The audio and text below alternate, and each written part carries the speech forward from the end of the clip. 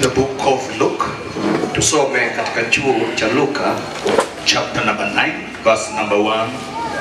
9 mstari wa kwanza. Somebody else, we shall go again to the book of Acts. Ingine tutaingia katika kitabu cha mitume chapter number 1 verse number 8. 1 mstari wa 8. Let me read the book of Luke chapter number 9 verse number 1.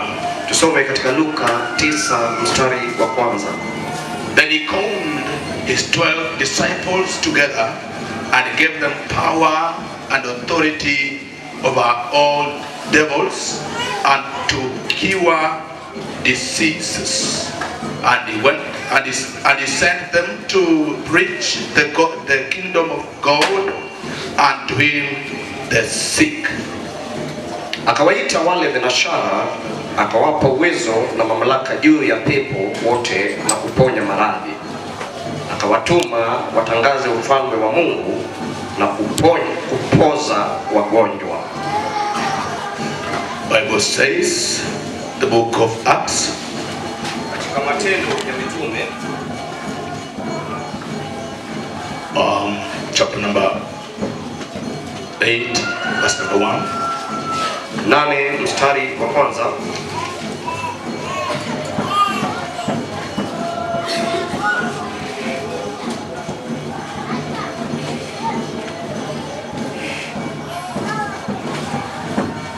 Chapter 1 verse number 8, sorry. 1 mstari wa 8. But he shall receive power after that the Holy Ghost is come upon you.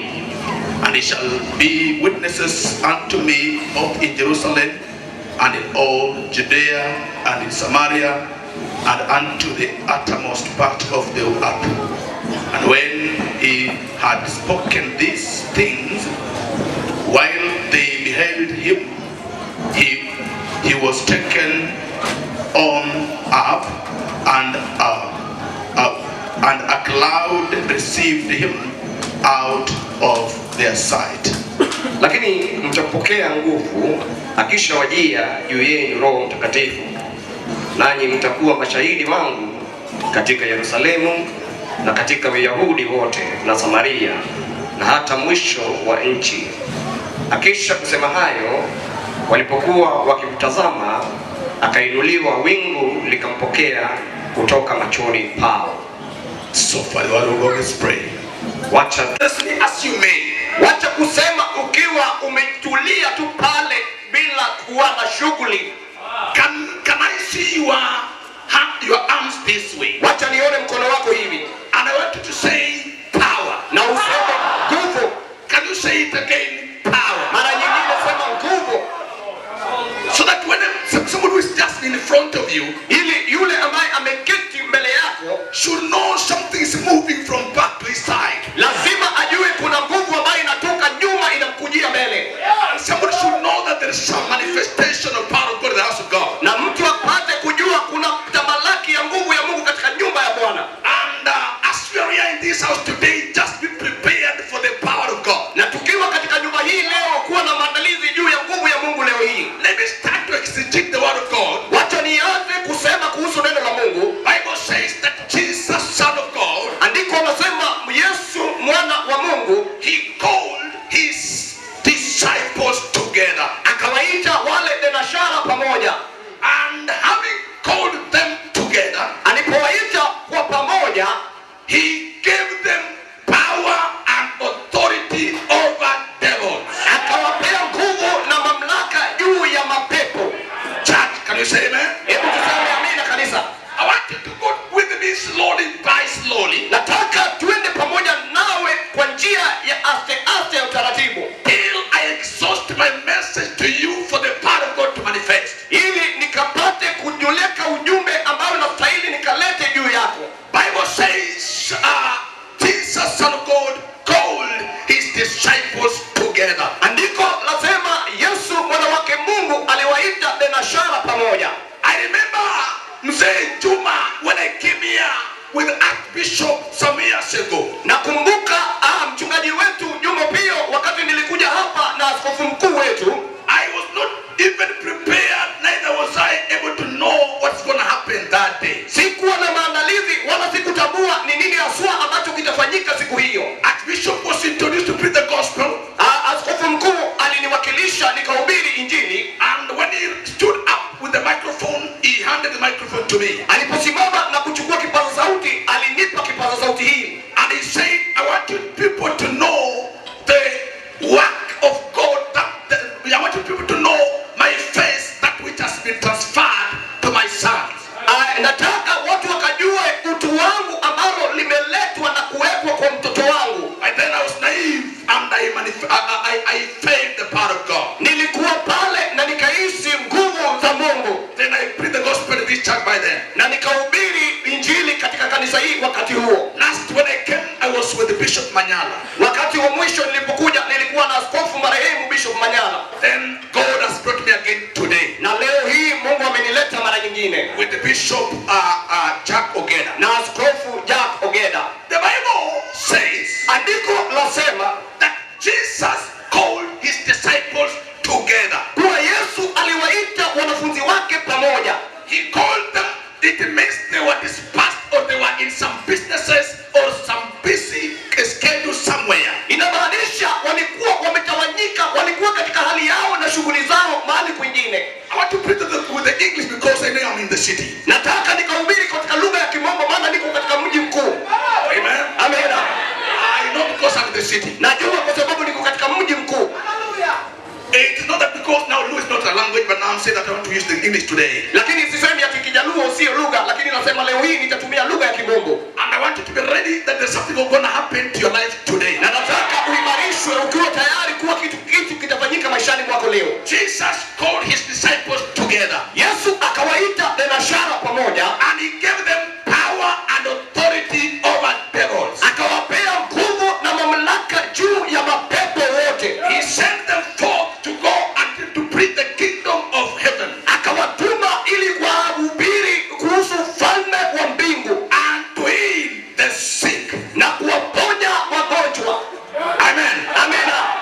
He sent them to heal the sick. Akawatuma kwa ajili ya kuponya wagonjwa. Mark you, disciples of Jesus, there were 12 of them. Makinika, wanafunzi wa Yesu walikuwa ni thenashara ama 12. And among the disciples of 12 of them, even Judah was among them. Kati ya wale thenashara, Yuda Iskarioti alikuwa kati yao. Remember, it is in chapter number 9, in the newness part of the scripture of Luke. Katika mstari wa 9 katika hali ya kisasa kwa yule mstari wa Luka, It means it was in the first part of the gospel of Jesus when he was starting to preach in the gospel of Luke. inamaanisha ni wakati wake alipokuwa Yesu anaanza kuhubiri katika ule uandishi wa Luka. So it was still in chapter number 9. Ilikuwa ni mwanzo kule mwanzo mstari wa 9. When even Judah's mind was still fresh for the call of Christ. Wakati ule Juda akili zake zilikuwa timamu na safi katika maado ya kuhubiri injili ya Yesu He had Kristo. just already been received the call of Jesus and somebody was still fresh in the gospel. Tayari alikuwa ameitikia mwito wa Yesu Kristo na mawazo ilikuwa timamu mbele ya injili ya Yesu. Everybody was walking in one accord, in one mind, in one spirit. Na kila mmoja alitembea katika roho moja, katika hali moja, katika nguvu moja. So Judah was among them. Na Juda pia alikuwa miongoni mwao. So remember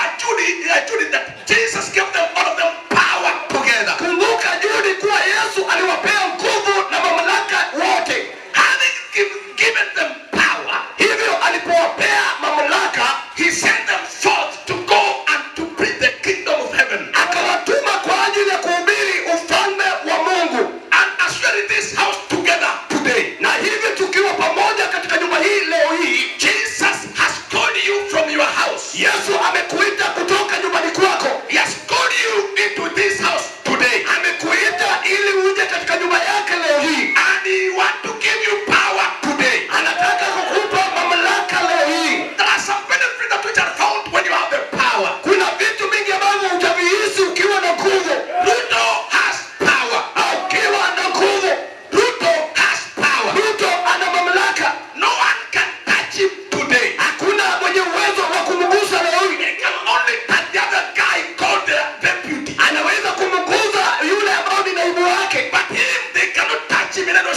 lakini yeye hakuna yeyote atakayeweza kumguza. He has power. Hana mamlaka. He has authority. Ako na nguvu. Now when I talk of Ruto, Ninapozungumza kuhusu rais, he can do anything. anaweza kutekeleza chochote kile. In as much as we have the constitution of Kenya, Hivyo tukiwa na katiba ya kirasmi ya Kenya, Ruto can do anything kwa Ruto anaweza kufanya chochote kile because he has power and authority. kwa sababu ako na nguvu na mamlaka. Can you shout amen? Hebu sema amina. So as we have come to this house today, Tunapoingia katika nyumba hii siku hii ya leo, we want to be given the power more than that one of Ruto. tunataka kupewa mamlaka kuzidi ya Ruto. The one that we are going to be given today Ile ambacho tutapewa leo hii is a spiritual power, ni nguvu za kiroho. that which even that one of Ruto is more than smaller one. Ile ya Ruto inakuwa ni ndogo, But now this one that we are going to be given today lakini kile ambacho tutapewa leo hii is the most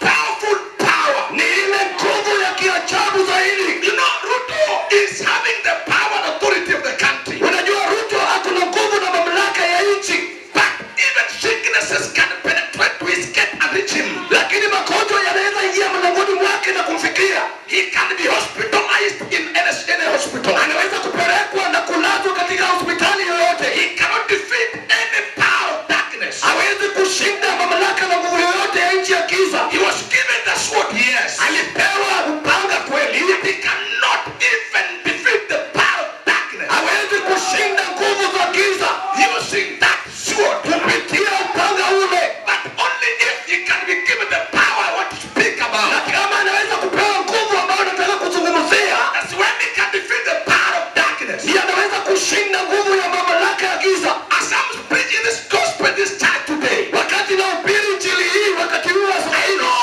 you stay somewhere. najua unaishi katika makao mahali You pengine, are working somewhere. unafanya kazi katika eneo fulani, You are born from a certain family. umezaliwa katika familia mwingine, You are married from a certain family. umeoleka katika familia fulani, You are in a certain particular city. uko katika mji fulani. But I want to tell you today, Lakini leo wacha nikuambie, in each and every step that you make, my dear, katika hatua yoyote ambayo unapiga mwenzangu, you must know that there are some spiritual forces that which are following you. lazima ujue kuna giza ama mfalme ambayo inakufuata. This one, Jesus knew it before. Yesu alitambua hilo mwanzo kule, And he wanted these people to be given power na alitaka watu wao wapewe mamlaka so that they'll be able to defeat the power of darkness. ili washinde nguvu za giza. The ones that he was coming to defeat. Ile nguvu ambayo alikuja kushinda, Bible says something I want to not read today. agano nasema, bali sitasoma leo hii, That Jesus came to destroy Yesu alikuja kwa ajili ya kuharibu the works of the devil. kazi ya shetani. He wanted even the disciples to destroy, Alitaka wanafunzi pia wapate kuharibu so that they may destroy the powers of the devil. ili waharibu kazi ya nguvu ya giza. I'm coming in this house today. Wakati tunaingia kwa nyumba hii leo hii, Somebody's going to get the power mtu atapewa nguvu to defeat some powers of the devil. ya kuharibu nguvu za giza. Doesn't matter how powerful they may. Haijalishi mamlaka yao yalivyo, And I want to know, sir, today, lakini kile ambacho nataka nijue leo is that Jesus has the power. kuwa Yesu ana nguvu. I want to just to give you freely of charge. Anataka kupea nguvu hiyo ukashike. Shout hallelujah. Shout hallelujah.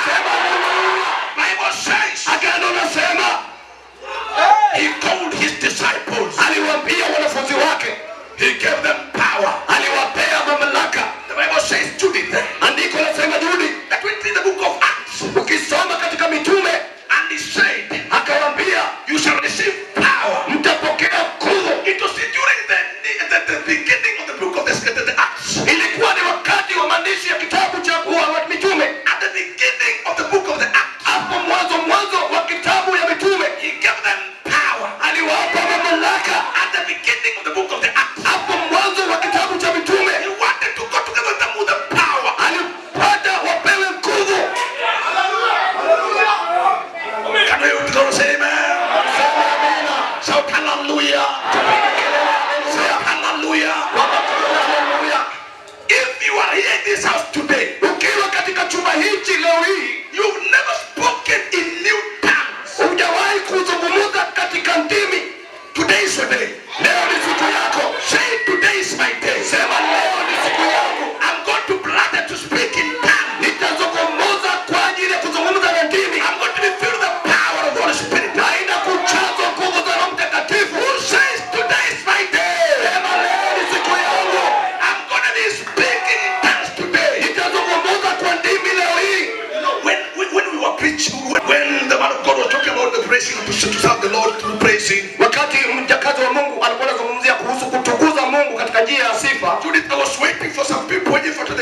tongues after praising. Nilikuwa nasubiri Judith kama watu watazungumza kwa ndimi wakati wamemaliza kusifu. These men of God, when they were preaching to us those days, wakati watumishi wa Mungu walikuwa wanatuhubiria wakati wao wa zama, they told us that when you are praising, wakati alituambia kuwa wakati unahimidi Mungu kwa sifa, you must end up in speaking tongues. Lazima utimie kwa kuzungumza na ndimi. You must end in speaking in tongues. Lazima utimie kwa kuzungumza na ndimi.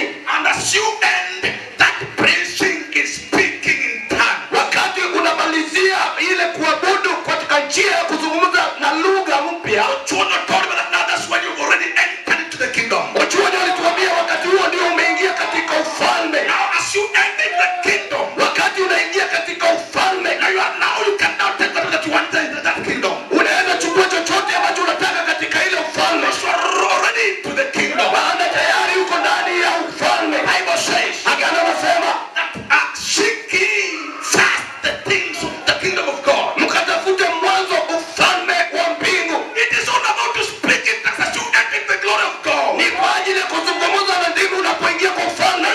You are now swimming the power of God. Tayari unaogelea katika nguvu ya Mungu. You are receiving the power of God. Tayari umepokea nguvu za Mungu. Whatever you want, Bible says. Chochote ambacho unataka Biblia inasema. Now ask whatever you want. Sasa tisha chochote unachotaka mbele yake. Because you're already in the spirit. Kwa sababu tayari uko ndani ya roho. Shout hallelujah. Sema hallelujah. Shout hallelujah. Sema hallelujah. Today is gonna be a power of God into our house. Leo itakuwa ni siku ya nguvu katika nyumba yetu. And you know what, Obara? Unajua nini Obara? Jesus has already electrified the house. Yesu tayari ametia changamoto na nguvu katika nyumba hii. He is going to electrocute some spiritual power. Anaweza kuchoma mapepo na nguvu ya giza.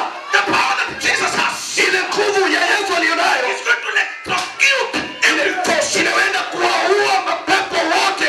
I say to electrocute. Nasema ataenda kuyachoma na nguvu za umeme. Because Jesus has given us the power. Kwa sababu Yesu ametupa nguvu. When the power is in action. Wakati nguvu iko katika kazi. If you may touch it, because with your bare hand, ukikuza mkono mkavu, it will electrocute. Itakuchoma na nguvu za umeme.